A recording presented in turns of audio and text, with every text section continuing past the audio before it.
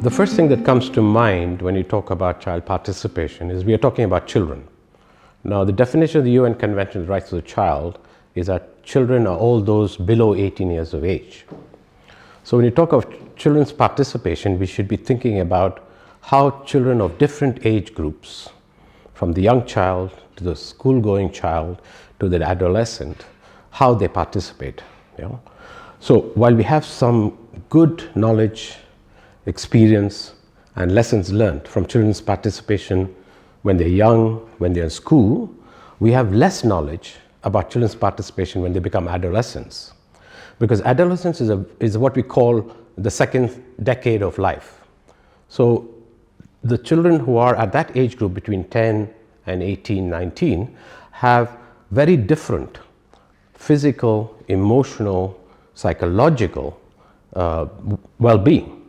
And it's important for us to be able to understand that children of different age groups will participate according to the age, their maturity.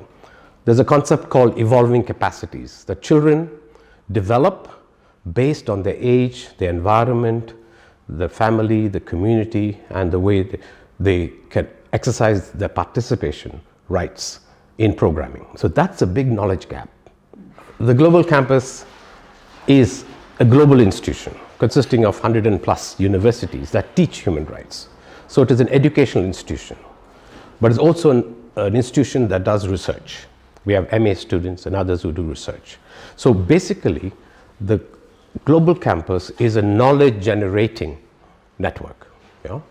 And we therefore need the expertise of academics, researchers, students, and so on to help us to better understand how children participate.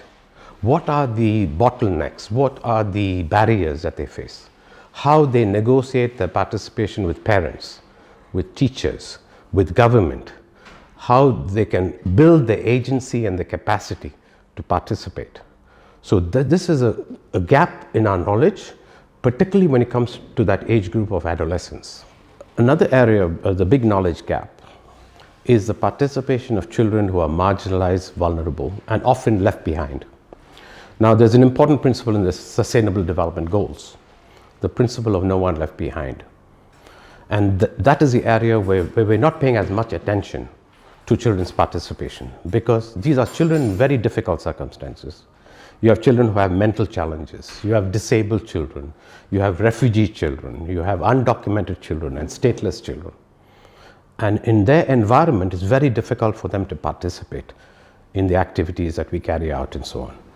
So it's an important role for the Global Campus to be able to focus attention on these who are left behind, these groups of children who are left behind and whose voices need to be heard.